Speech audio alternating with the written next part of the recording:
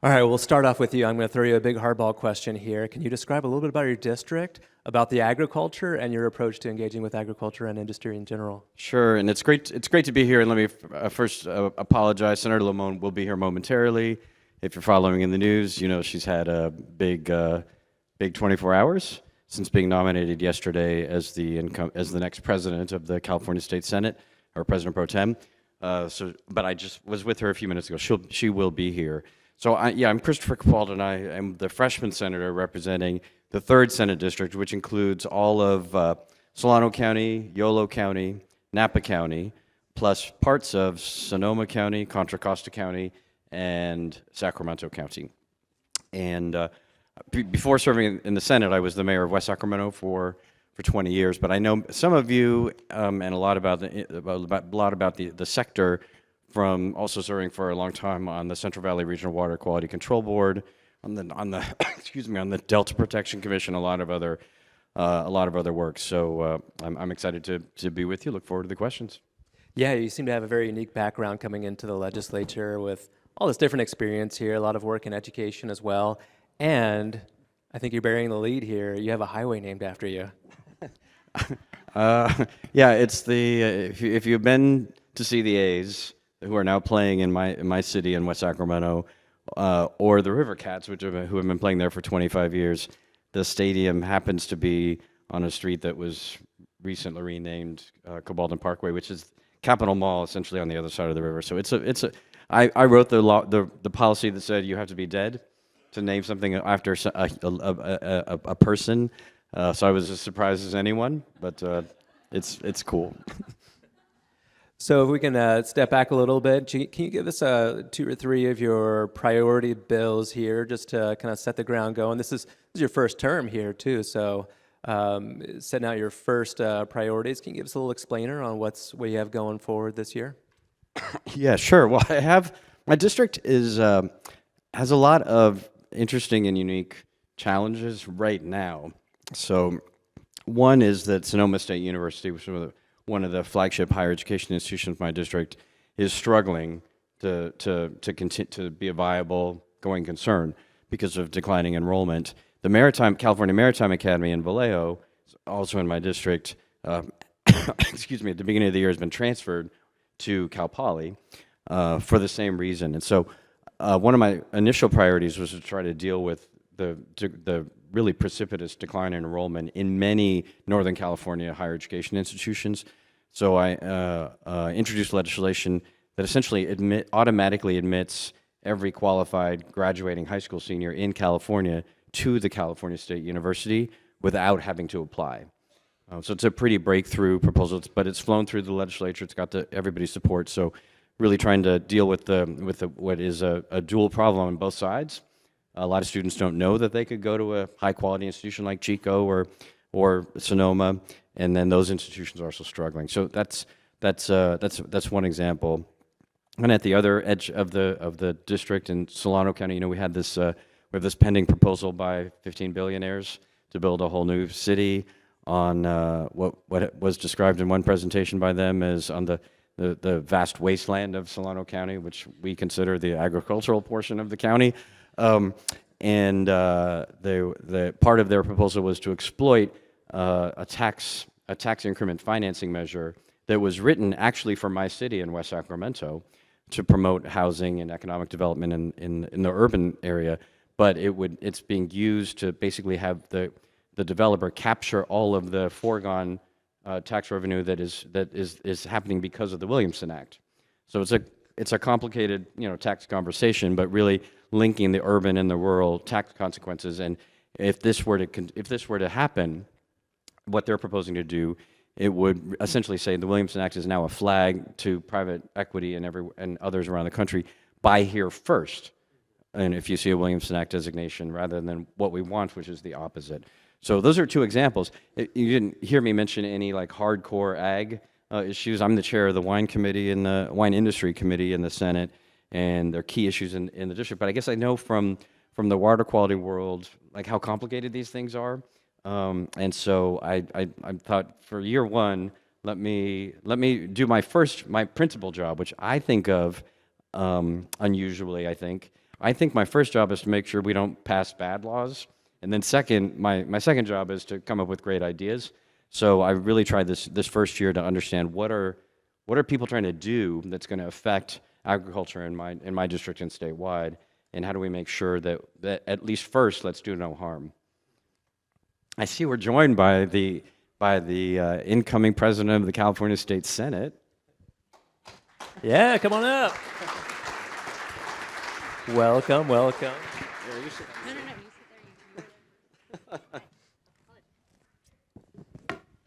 You came at a good time because we were about to talk about who has the best wine country. Is it the Central Coast or the North Coast? Yeah, I'm going to go with the Central Coast, but I heard that the Napa Valley is quite popular around the world.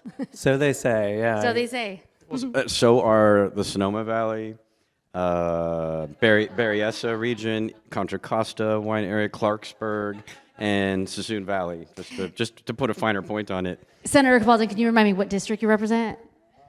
All of those? Yeah. Here we go. So we were just kind of teeing it off here with a little softer. Just, obviously some big breaking news yesterday. I wanted to also get to know you a little bit more in your district and the agriculture in your district, how you engage also, and we'll get to the bigger stuff too, I guess. Yes, sorry. Happy to be here, everybody. I represent Monique Limón, Senator. I represent the Central Coast, that's Ventura, Santa Barbara, and a little bit of San Luis Obispo counties. This is my ninth year in the legislature, something like that. As far as agriculture, we have quite a bit in the Central Coast, right? In the area that I represent, we certainly have a lot of citrus. We have grapes. We have winemakers. The avocados. I feel like I can't go. I'm sure I'm missing folks, right? And then they're like, "Hey, you didn't remember to say strawberries." But I think for me, one of the things that has been important to consider when we talk about or think about ag in our district is that actually, when we say ag, that's like such a big umbrella. You quickly learn that the rules, the things that we think about are slightly different depending on what the crop is, or depending on what you're considering and where you're considering it. I feel like for me, one of the issues that I have seen, for example, is that Oxnard used to be really primary ag. And we still have some ag, but it's also the 18th largest city in the state. And so the intersection between ag and urban, that interface, it has created some policy considerations that I think are slightly different than some of our rural areas where there is ag. And certainly I have that. When I think about ag, I think about water. Who can't? Right? I represent the Cuyama Valley, and certainly that's something that I think a lot about the Cuyama Valley and what happens there, and how small farmers and larger farmers work together, particularly in an area where there are limited resources, specifically water. I think the work that I've done in the legislature related most recently with the climate bond also helps us think about how we can work with ag. And work with our districts to try to also find ways that ag can be part of a conversation moving forward related to, just renewable practices. And I think that that's something that's been big for me. I'm a big champion of healthy soil programs because I think that they are a way to bring different policy interests together in a line to help us move forward and work together. So I guess I will say that, and this is having missed the intro, so I'm assuming that that's what we're doing. Oh, you're way off. No, I'm kidding. Okay.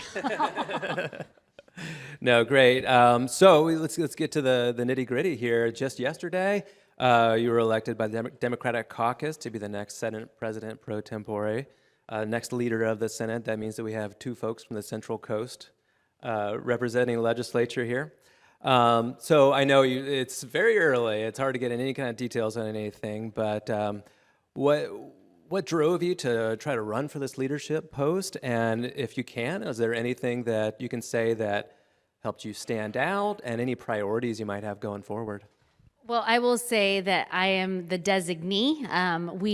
The Senate has the policy of one pro tem at a time. And so our current, President pro tem is Senator Mike McGuire, who has a lot of agriculture in his district. And so, honored that that was something that my colleagues and I were able to unify around, and had great support from a really diverse group of colleagues throughout the state, throughout the region.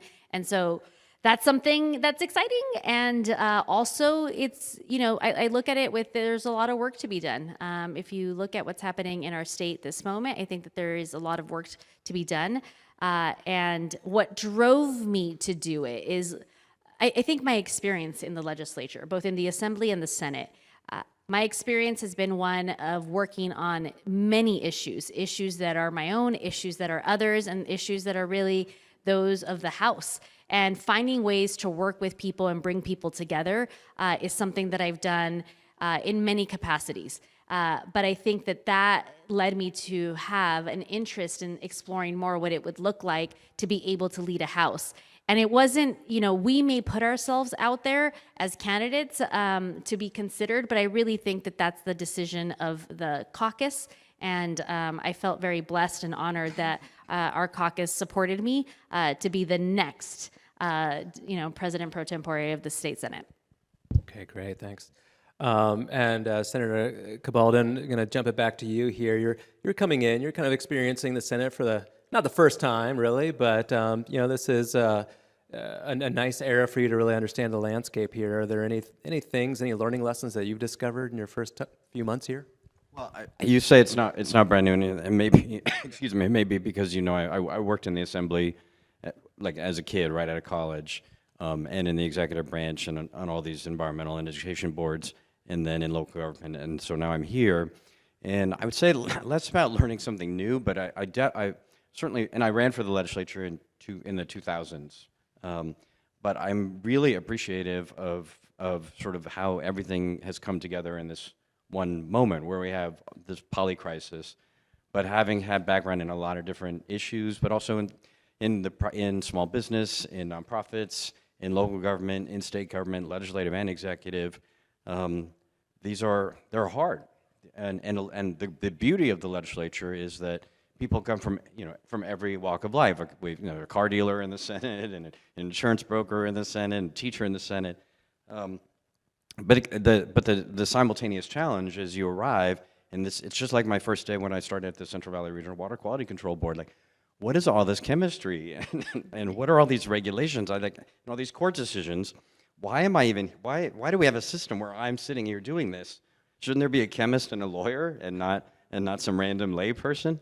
And I think we're constantly struggling with that, but then navigating how that works. And so for me, what's been encouraging in this process is to be able to see the alignment that various senators have, but also the very profound, I wouldn't say disagreements, although yes, but different lenses that when you put them all together, you get a much clearer picture about what the path forward is. I will say the other thing, though, that all that experience has taught me is that what I said as Senator Limón was walking in, which is that we have to take seriously our job as individual senators to not let our colleagues do things that aren't ready or aren't baked, or that would have consequences that we know of from the unique places that we come from. And I know Senator Limón does this, but I've found myself even more than saying we're the fourth largest economy in the world, which is our hourly trope as legislators, even more than saying that, the number of times that I raised my hand saying,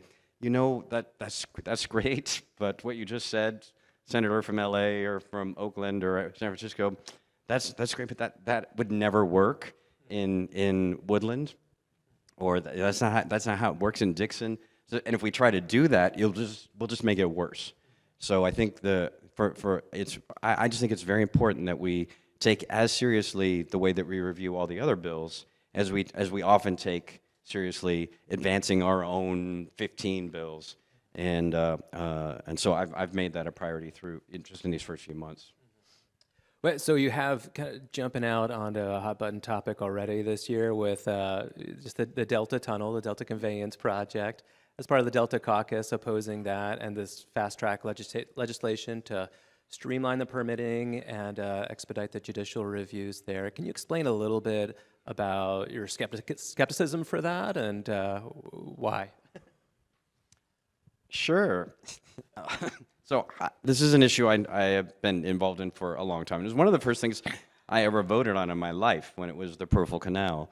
And then I studied it like water and environment in college, and this was always the case study. But a lot has changed even since then. And I served on the Delta Protection Commission, but also on Governor Schwarzenegger's like Delta Vision project, I think is what we had. Governor Brown had a different one. So did Governor Davis even. So we've been at this many times trying to figure out how to make this work. And it is absolutely the case that the Delta as it is broken, right? I know some of my neighbors in the Delta would like to put the Delta in a museum and say, let's never touch it. That's not viable either, right? So we have to take a hard look at the functioning of the Delta for the Delta and for the state as a whole. We have not been able to do that because we've been obsessed with this single project. And economically, it doesn't make sense. It's too expensive of a solution. And it's too expensive both for farmers and for Southern California ratepayers. And it's definitely become more expensive than all the alternatives. So when this project was, when it got its most recent green lights, even at that point, the cost of many of the alternatives in terms of storage and recharge, recycling, desalination, all these, the trend lines were all going down. The trend line in this project continues to go up. So there was a point when this project was more efficient than some of those, but not by a lot. But that time is no longer. So we do need to look at the Delta, and we need to deal with Southern California, help Southern California and some of the Southern Valley deal with the water issues. But they are already doing that. I mean, no smart farmer, no smart mayor in Southern California is just waiting around for this project to happen. They're all moving, and we need to help them to the extent the maximum extent that we can to get there without destroying the Delta itself. Yeah, we actually had Natural Resources Secretary Wade Crowfoot here earlier today. We didn't ask him about He the said the Delta. same thing, right? No, we were talking about other stuff. Oh. We were talking about conservation stuff, unfortunately. I mean, fortunately, but we didn't get to everything. There was a million things. Yeah, and DWR, the Department of Water Resources Director, Carla Nemeth, has been in the legislature recently defending that proposal, talking about a lot of the comments that you made there as well. Do you see any opportunities to kind of meet them in the middle? I know that one of their reasonings is that there's need for the all-the-above approach, that we shouldn't write off projects right away, that we should, with climate change, we need to be able to have a lot of things on the table. I'm sympathetic to their struggle. Right, this has not been easy for the administration or for the supporters of the project either. But I happen to think that we would be in a much better place on this project if we didn't have this annual, these constant attempts to try to just sneak or force the issue, but to really engage it. And Senator Limón is the chair of the Natural Resources and Water Committee. Year after year after year, every time something like this has been tried, said, look, I'm not.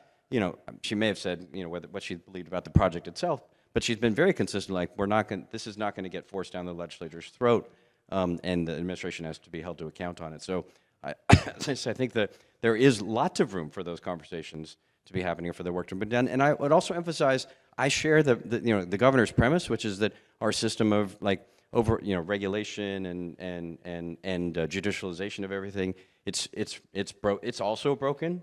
And we shouldn't be in this position. I do agree with that.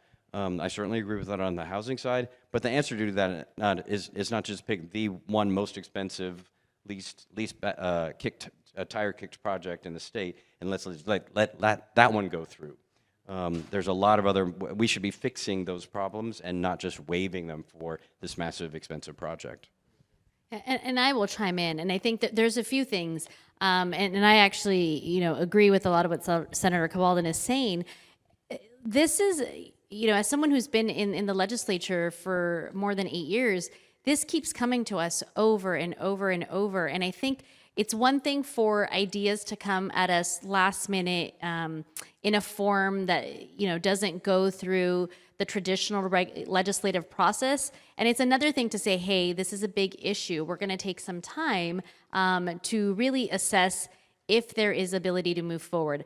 I think that this is, my caution with this particular issue is it's also very much creates a geographical divide, not an ideological one, maybe a little bit, but a geographical divide that I think is harmful. And I think, as we think about this, there are many things that we do in the legislature. I will give the example of cap and trade, where you get a select group from each house. You're working, with the governor's office, or at least, in communication with the governor's office to be able to move things forward. Cap and trade's been meeting for almost 2 years to be able to get this, potentially through the finish line.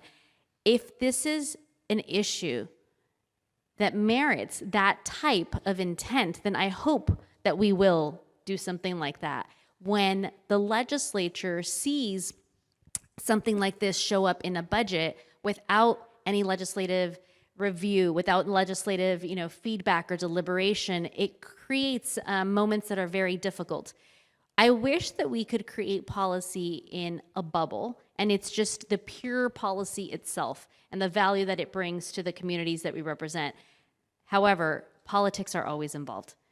You have to be able to get the necessary support for everything that we do. And you don't get, and this is, you don't have to be in our world to know this. You don't get support for the things that you want to do or the big issues you want to do by not bringing people to the table. So I think that it's easier to bring people to the table. And certainly we have seen things that have happened in very fast timelines, but this one's different. It's not one big policy bill.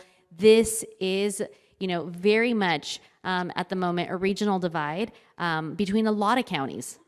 And I think that that's why we can't expect that it will be received in the same way. I think I've been in the caucus, in the legislature long enough to also to know and get a sense that while I may not represent communities that, that have a connection to the Delta, I can tell you how those communities will feel, because it's been year after year after year after year of discussions. And so even as a member who is not, who doesn't touch the Delta, I am very aware that there are strong feelings, and those feelings generate obstacles that we need to overcome. So really, I think that the idea or the ask would be, if this is something that we believe needs to happen, then we have to design the process of how it could happen differently, and understand that we may not get what, one entity wants. At the end of the day, this is the legislature. And I think that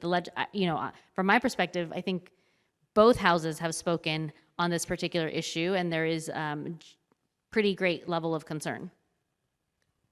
So you're saying there's a lot of issues in the Delta? Maybe just one. Times multiplied by how many? Yeah. I want to take part of a theme of that and kind of segue into the next thing of you guys are both talking a lot about legislative oversight here.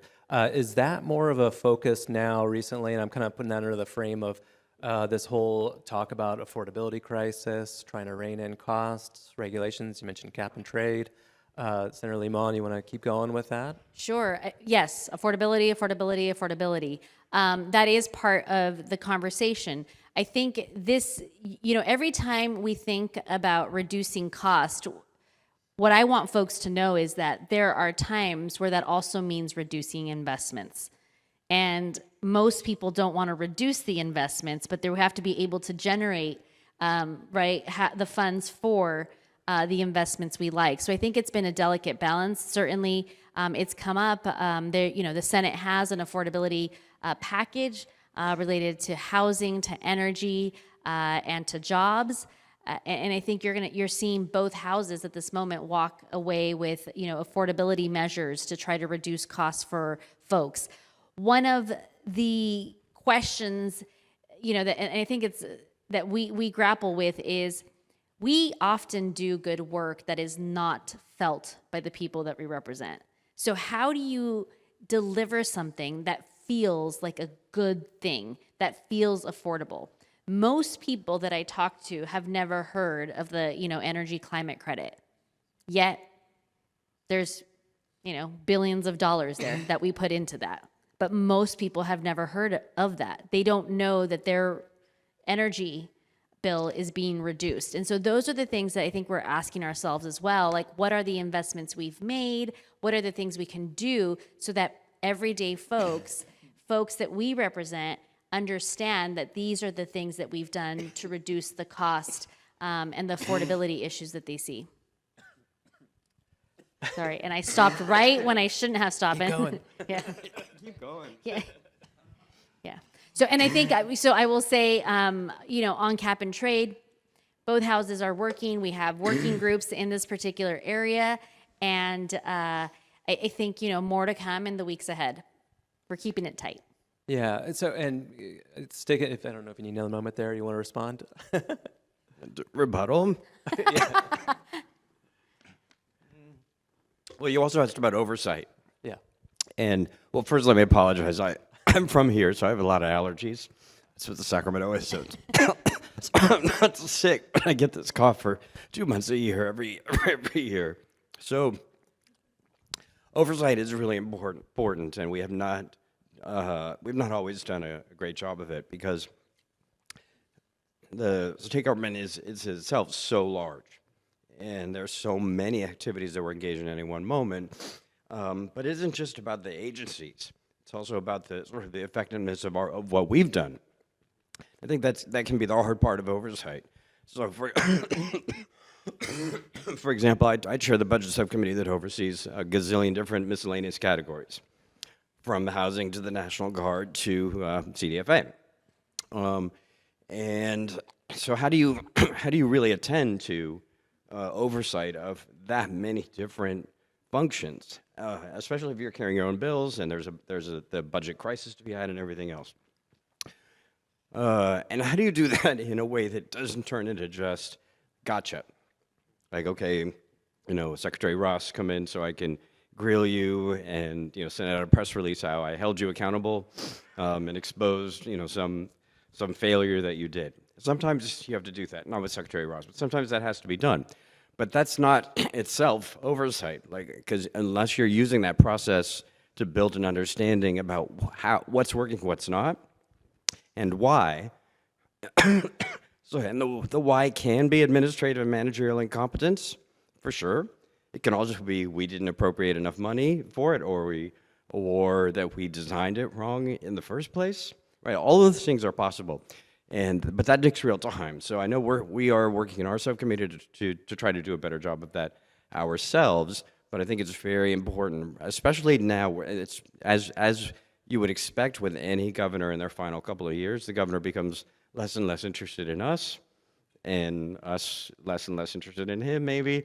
And so the oversight function becomes even more critical. So my hope is that we really dig in there, and we set the tone for the next administration about what legislative oversight, so that we can be an effective partner in the kind of policy making that Senator Limón has talked about. We have to really understand the guts of it. So she's been leading the cap and trade work. So nobody knows better how cap and trade and CARB and the underlying programs work. That allows, as a result of spending that 2 years in a working group trying to figure that out. So we have to do that. And I think as we, just over these last couple months, as issues have come up that I voted on for the first time, they're not, that I've heard from a lot of ag folks about, they're not, kind of land conservation, or, they're not what the, what legislators in urban districts think the ag issues are. They're like, what are you doing? What do you vote? What are you going to do about waters of the United States? What is happening with the right to civil action on that, or what about wage theft laws or whatever? They tend to be, they're issues across the board, because I think sometimes we have thought we've allowed ag to be kind of put in this box, like it is a special industry, like Hollywood and tech and the other kind of signature core parts of our economy. But it is still an industry. It's still business. It still has to pencil. And so part of the process of effective oversight that leads to affordability is really understanding, so that we can make policies that are more tuned to agriculture success. That's great. I like how you brought in agriculture there. So, Senator Limón, I wanted to ask you a little bit on that note as well. This is a very broad topic. Kind of mentioned in one of our questions here too, but you mentioned you sit on a lot of different committees. You're involved in a lot of different things. Chair of the Natural Resources Committee, serve on the Climate Change Joint Committee as well, and also, Climate Bond as well, very closely involved with that. These are all issues that intersect with agriculture. What can you kind of walk us through your approach with, even if it's just a smaller bill versus like a big thing like a bond? What is your approach with crafting that from the start to finish, and how do you engage with all these different competing interests that are involved with it? And are there any opportunities you can share with these guys? Yeah, well, you should be involved, just to be clear. It's important to be involved. It's important to be, to speak collectively. Believe it or not, that doesn't always happen. But to speak collectively about the interest of ag, but also, food in ag, and or other programs, right? But I think that's important. And from my perspective, if I think of the climate bond and how that came together, there is a series of you come together as a group. It's usually the leader of the House that puts the group together. And I will say that when I got to the Senate, I got to serve on several of these groups with our now pro tem of the House, who led these big conversations. And so you play different roles when you're leading it. When you're the leader of that working group, and also when you serve on that group, and then also when you're on the negotiating team. So there's kind of different buckets of the roles you play. I've played all three roles at different times. Sometimes at the same time you play multiple roles, but we come together, we really look at the issue. So if it's the bond, for example, you walk it through, you look at what bonds have done in the past, how voters may feel about it, and then you start to come together the working group starts to come together to think about, well, how do we want to put it together? What would it look like for our House? And that usually is the piece that takes the longest amount of time. And this is where I think that feedback from different sectors is really critical. Speaking in a collective voice is critical. In the Senate way has always been to not just have this conversation in a silo with each other, but the working group has met with different sectors and with different groups to get feedback about the things that are important. In the end, when it gets to the phase that you're negotiating between, it's the three-party deals that you hear about, there is a lot of negotiation in terms of what, the governor and his folks will see as priorities of where the money and investments will be, and where the other House will be. I think that those are all things where, that would be important to consider. They're hard. Sometimes you have timelines that pressure you to be able to, certainly with the bond, that's one of them. You have a hard stop, like a deadline of when you need to get in, bond proposals for the Secretary of State purpose. But the process where you all get to be involved is the process where each House is meeting and talking amongst members and speaking as a whole and as a collective and being clear on what the ask is and the connection it has with whatever it is that we're working on. I feel like cap and trade is one of those places. Certainly there, at least in the 2017 reauthorization, agriculture was one of the places that GGRF fundings were invested. And so I assume, and I do understand, I've already met with several entities on cap and trade that, are weighing in on the expenditure side, on how GGRF will be used, a little less so on the mechanism itself. These sometimes come together in a matter of weeks or months, and sometimes they come together, with a little bit more time. I will say that in the end, once something is out in the universe, it goes fast, real fast. Anything you would like to add to that? So switching gears a little bit here, we talked a lot about the environment side, but something that's a little bit of a commonality between you guys is you both have some wildfire legislation going. So I was hoping that Senator Cabaldon, we can start with you here. Can you explain a little bit about your wildfire legislation this year and what you're hoping to work on? So we have a Senate wildfire package that is tries to cover, and it was introduced in the wake of the Los Angeles fire, that covers a lot of different topic areas. And major breakthrough areas in terms of full-time firefighters and standards and sort of accreditation-like standards statewide around all the wildfire safe strategies, for example, also all the way down the line. And I've been focused in that last area a bit around, because when I was running, and then after I was elected, the local, I saw, how much work people in Napa and Sonoma were doing, both as homeowners, but also as, voluntary participants in their local fire safe council or what have you, and then at the special district level and at the county level, like doing all these things, everybody just like, okay, well, if we also do this, maybe that will also improve both our safety and our insurability. Who knows? But okay, let's try the next one too. Let's just keep chasing and chasing and chasing. And then folks next door in Sonoma were doing entirely different things. Nobody really knowing whether or not any of this would pay off. And of course, you can't do that ad infinitum. There's not infinite resources. So how do we start to learn better as more places are doing these practices and we're able to assess how are they functioning in the world? How do we better standardize not necessarily the practices themselves, but our way to see them? Both insurers, to be sure, but also the state and others who have to decide where does grant money go and that sort of thing. Where are the needs? Where are the gaps? So that's been an area of focus. So I'm continuing to work on that. I have legislation to do that. We may also be working, there's some, as there always are, I realize in the legislature, there's some CEQA issues with respect to several categories of wildfire prevention projects, and we're doing a lot of those projects in my district. So those are also going to be on the table as well.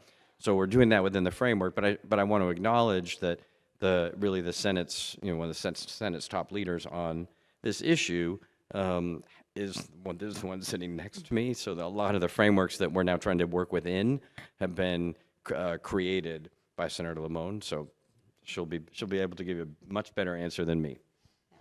The area that I represent is an area that regrettably has had a lot of very big wildfires.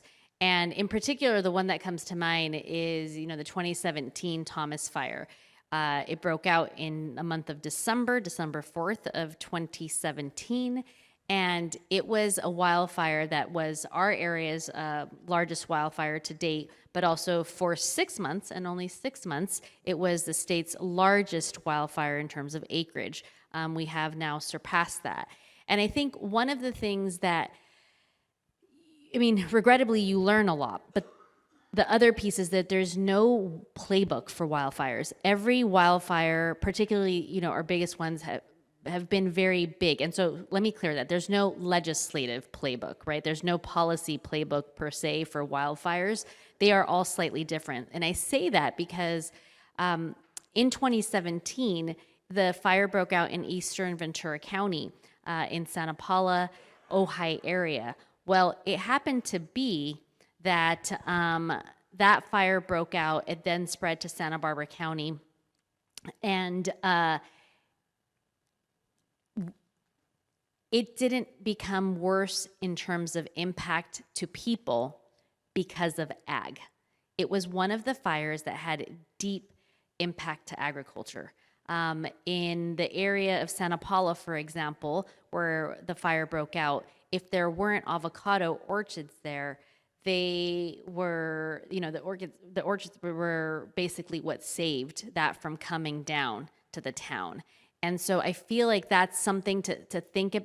So I share this with you because I've also had other wildfires that have nothing to do with ag, right? That are in areas that are more suburban, and they feel and look different. So the reason that that's important to consider is because over the last 10 years, California has been moving forward a lot of different wildfire policies. Not all of them have been done through policy. Some of them have been done through the fiscal lens. We've increased resources. There are some things that are universal that you want for all wildfires, but there's other ways to think about the things, for example, defensible space, and what that looks like in different communities. I will say that I think I started the legislature really feeling that you could address wildfires in a black or, white way. And I certainly don't feel like that anymore. And one of the things I've done, for example, I think a year or two ago, I had a bill on prescribed, I've had a bill on prescribed burns, but I've also had bills on, ecological grazing, because it turns out that some of these practices that you all recognize are practices that also have multi-beneficial uses to them. And so I think that this is something that someone likes that out there. Thank you. Someone, right? They have, and so, but some of this is an evolvement for the legislature. I think that the legislature didn't always see, for example, ecological grazing, like real thought into how are you protecting the land? What does that look like? What are ways to do it that, again, have multiple benefits for our communities? And I think that that is something where the legislature has evolved, because we have had so many wildfires in so many areas during so many different times of the year. All of that has changed the way that we've thought about wildfire, and certainly the cost that we are seeing that they produce, that they produce to the local community, to the counties, and to the state is great. I think our fear as a state was always that, man, here we are, some areas that go between rural and suburban areas across the state. Everybody could point to areas that had, forest in their backyard as being areas where there were fires. We always feared that the day would come where these fires would be urban. And so I think what we saw in Los Angeles is now giving us a different way and requiring us to think differently about some of the things that we've learned from previous wildfires, and also recognizing you need different tools for different circumstances. And that, I think, is one of the key things about the wildfire legislation we've done over the last decade in the state. Okay, there's so much we can talk about with all of that, especially when we get into fires. We're actually out of time, but I'm going to throw one more question at you guys really quickly in just a couple of words. What should we be watching this year for the legislature? What's the one biggest thing you think of? Budget. Budget it is. All right, great. Well, thanks so much for taking time out of your busy day and your busy schedule. So let's give a good round of applause. Thank you, everyone. You.